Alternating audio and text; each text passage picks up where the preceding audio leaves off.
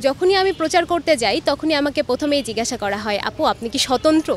যখন বলি স্বতন্ত্র তখন তাদের এক্সপ্রেশনটা হয় অন্যরকম। তখন তারা বলে ঠিক আছে আপু, তাহলে বিবেচনা করে দেখা যেতে পারে। স্বর্ণালী, আমার সেশন 19-20 ইসলামের ইতিহাস ও সংস্কৃতি বিভাগ। আমি বঙ্গমাতা শেখ ফজিলাতুন্নেসা মুজিব হলের আবাসিক শিক্ষার্থী। এবার আমি বঙ্গমাতা ফজিলাতুন্নেসা মুজিব হল সংসদের সাধারণ সম্পাদক পদপ্রার্থী। তো আমাদের হলের যে সংসদ হবে সেখানে আমরা আসলে মেয়েদের স্বতন্ত্র হিসাবে খুব ভালো সাড়া পাচ্ছি। সেখানে মেয়েদের জন্য আমি 12 দফা ইশতেহার ঘোষণা করেছি।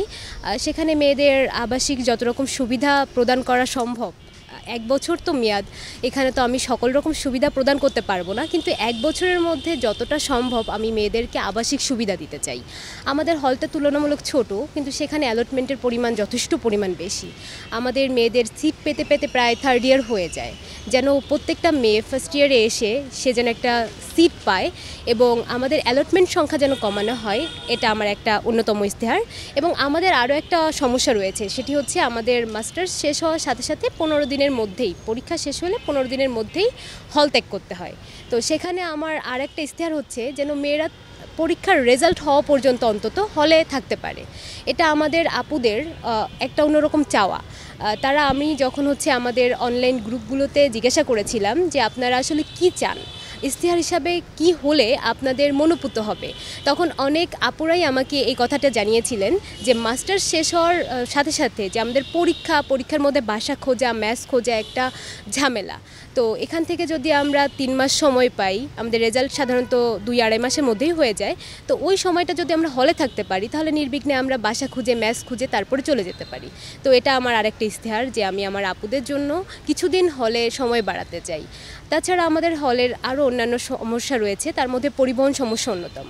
তো সেন্ট্রালের সাথে যোগাযোগ করে আমার হলের মেয়েদের যেন বাসের সুবিধা করে দিতে পারি এবং যে শাটল সার্ভিস আছে সেটার যেন ব্যবস্থা করতে পারি, আমি আসলে সেটাই চাইব। হলগুলোতে কখনো আর লেজুর দাস ভিত্তিক যে রাজনৈতিক ব্যবস্থা সেটি ফিরে আসতে দেব না।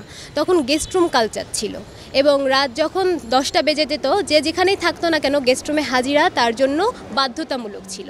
এবং ক্লাস থাকুক, পরীক্ষা থাকুক, ভাই আসছেন মানে মধুতে সালাম ঠুকতে যেতে হবে। এই যে একটা সংস্কৃতি, এটা আমি বন্ধ করতে চাই।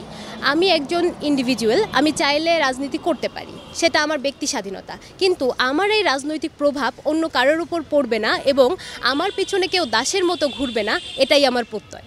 আমার উপজেলা থেকে আমি 19-20 সেশনে একমাত্র মেয়ে। আমার উপজেলা থেকে আমি ওই বছরে একমাত্র মেয়ে হিসেবে 19-20 সেশনে ঢাকা বিশ্ববিদ্যালয়ে আসার সুযোগ পেয়েছিলাম এবং আমার পড়াশোনা এবং শিক্ষাজীবন পুরোটাই শুরু হয়েছে গ্রামের একটি স্কুলে। আমি আমাদের জেলার হাজী লাল মিয়া সিটি কলেজ এবং নীলফা বয়রা উচ্চ বিদ্যালয়, মানে আমার গ্রামের একদম স্কুল থেকে পড়ে আসা। তো সেখানে আমার মা ছিলেন একজন শিক্ষিকা, আমার বাবা একজন সাধারণ কৃষক। তো সেই পরিবার থেকে উঠে আসার গল্পটা এতটা সহজ ছিল না।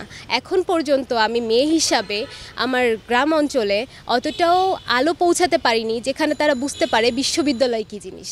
আমি যখন ঢাকা বিশ্ববিদ্যালয়ে চান্স পাই তখন আমার আশেপাশের কিছু ভাবিরা, আপুরা জিজ্ঞাসা করেছিলেন, তুমি ঢাকা বিশ্ববিদ্যালয়ে কেন পড়তে যাচ্ছ, গোপালগঞ্জে তো বিশ্ববিদ্যালয় ছিল, তুমি তো এখানেও ভর্তি হতে পারতে, মেয়ে মানুষ অত দূর যাওয়ার কী দরকার। কিন্তু আমি তাদেরকে এখন হয়তো বোঝাতে সক্ষম হতে পারি যে মেয়ে হিসাবে আমার শিক্ষার অধিকার আছে এবং সেটা কেন সবচেয়ে ভালো জায়গাতে না। তো এই যে জার্নিটা এখন পর্যন্ত আমাদের মেয়েদের জন্য সহজ না। এই 26 তারিখে প্রচারণার পর থেকে আমরা রুমগুলোতে ভিজিট করার সুযোগ পাচ্ছি। আমরা সকাল 10টা থেকে রাত 10টা পর্যন্ত রুম ভিজিট কিংবা বাইরে মেয়েদের সাথে প্রচারণার সুযোগ পাই।